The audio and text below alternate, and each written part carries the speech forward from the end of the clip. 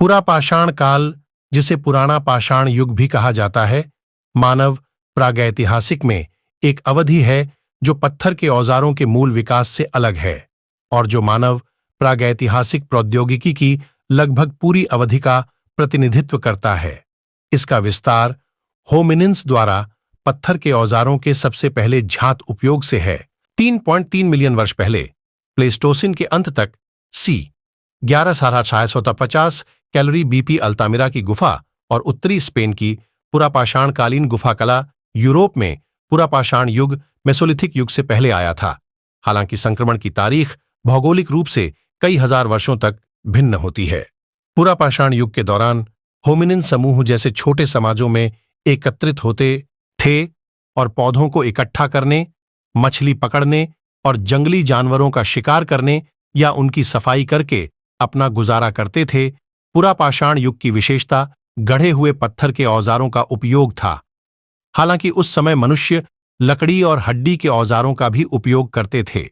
चमड़े और वनस्पति फाइबर सहित अन्य जैविक वस्तुओं को उपकरण के रूप में उपयोग के लिए अनुकूलित किया गया। हालांकि तेजी से अपघटन के कारण ये किसी भी बड़े स्तर तक जीवित नहीं रह पाए हैं। लगभग 50,000 वर्ष पहले कलाकृतियों की विविधता में उल्लेखनीय वृद्धि हुई। अफ्रीका में हड्डी की कलाकृतियां और पहली कला पुरातात्विक रिकॉर्ड में दिखाई देती है। दक्षिण अफ्रीका में ब्लोम्बोस गुफा जैसी जगहों की कलाकृतियों से मानव मछली पकड़ने का पहला प्रमाण भी मिला है। पुरातत्वविद पिछले 50,000 वर्षों की कलाकृतियों को कई अलग अलग श्रेणियों में वर्गीकृत करते हैं, जैसे प्रक्षेप्य बिंदु, उत्कीर्णन उपकरण, तेज चाकू ब्लेड और ड्रिलिंग और छेदने वाले उपकरण। मानव जाति धीरे धीरे होमोजीन्स के शुरुआती सदस्यों से विकसित हुई, जैसे कि होमो हैबिलिस, जो सरल पत्थर के औजारों का उपयोग करते थे। ऊपरी पुरापाषाण काल तक शारीरिक रूप से आधुनिक मनुष्यों के साथ साथ व्यवहारिक रूप से आधुनिक मनुष्यों में बदल गए।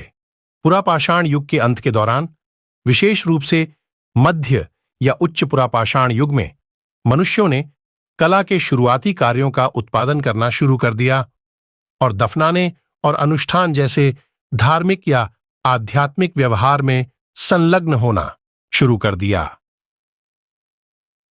पुरापाषाण युग के दौरान स्थितियां हिमनद और अंतर हिमनद काल के एक सेट से गुजरीं, जिसमें जलवायु में समय समय पर गर्म और ठंडे तापमान के बीच उतार चढ़ाव होता था।